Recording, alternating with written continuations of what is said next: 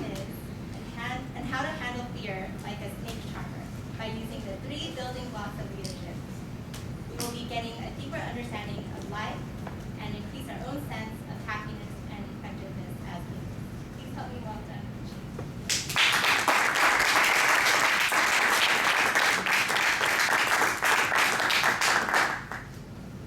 So we all know that we're all born equal, but what we're not told is that we're all born equal and unique.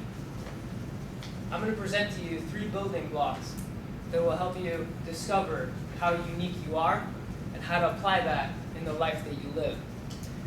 Now, I graduated business school in 2012, and I took a really hard look in the mirror, and I asked myself, what am I going to do?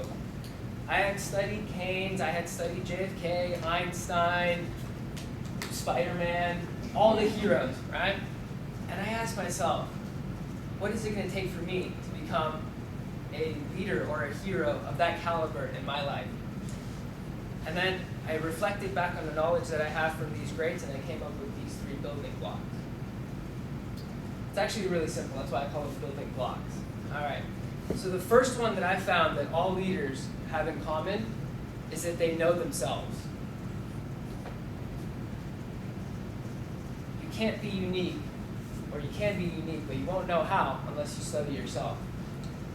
I was a tutor before, and I used to tutor kids, and I would come into the home and say, hey, what does your kid do Monday through Friday? Well, Bobby has basketball on Monday, football on Tuesday, soccer on Wednesday, swimming on Thursday, math tutoring on Friday, Saturday we take him shopping, and Sunday this. And I asked, well, when do you give Bobby a chance to do nothing? To be in imagination land? Oh, well, we don't really promote that. We don't want him to just be off in his own land. Well, I can see why you have a problem. So we're not taught to give ourselves enough time. We're always taught to be altruistic. And I'm not saying those things are bad. I want you to be a good person, and I want you to help the society that you're in. But if you don't take the time to study yourself, and you don't find what makes you unique, how can you help somebody else? Right? Like I said, we're all born equal, and we're all born unique. It's your job to find out what makes you unique and how you can apply that uniqueness to better your life and everybody else's life. So the first building block is getting to know yourself. The second building block is understanding reality, or what I call context. So that's everything else outside of us. Reality is comprised of time. And we all face and talk about what is the meaning of time. We all had that conversation over dinner with our best friend. What is the meaning of time? I have come up with an all-time quote about time. Time exists, so everything doesn't happen at once. Right? That puts a lot of context into place.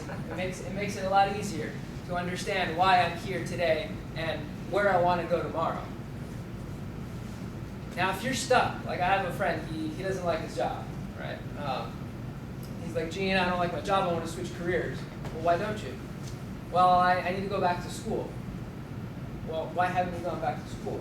So I tell him, like, hey, you don't need to go back to school. You need to quit your job and take 2 weeks off and go hiking. You need to figure out what you want. You're going to go to school, and then you're going to tell me that you don't like school and you want to drop out.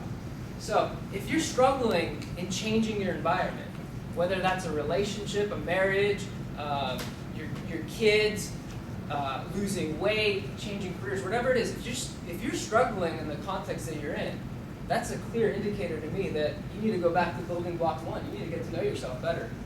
You can't change the context. You feel stuck. It's fine. Take a step away from that. Focus on yourself. What can I change inside of me? What tools can I develop in order to change the context? So we got context down. The third one is deploying yourself.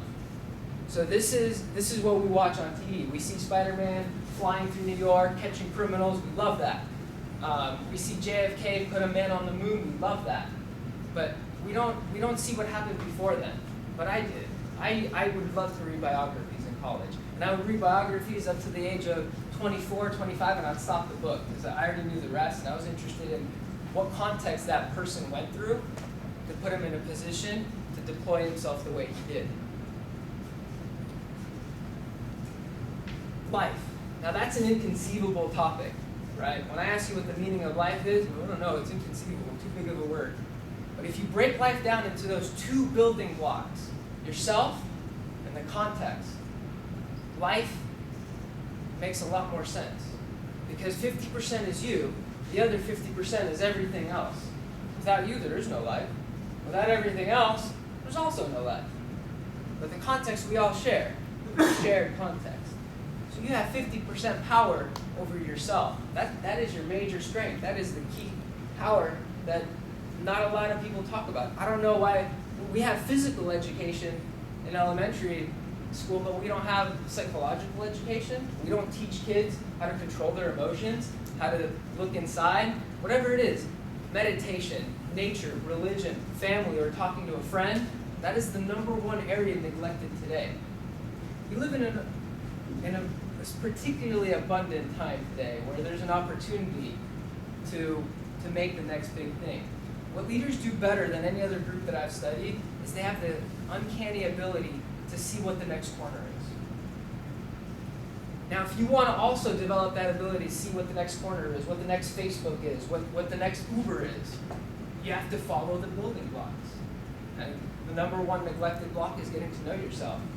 So get to know yourself, understand the context that you're in, understand that the economy is recovering, understand that there's opportunities everywhere. Every phone call, every meeting, every conversation you have is an opportunity. And you know yourself, you know what you're capable of. And then deploying yourself. The way to develop that, I got this from Will Smith. He says, I like to try things that I'm afraid of. And I thought about that. I thought at first that's insane. Well, I don't want to do that. But then I realized that everything that I love, I'm already pretty good at. So even if I just focus on the things that I love, I can't really develop much more in those areas that I love. So by trying things that I'm afraid of, I found new places or new fields to fall in love with and become a better, more well-rounded person.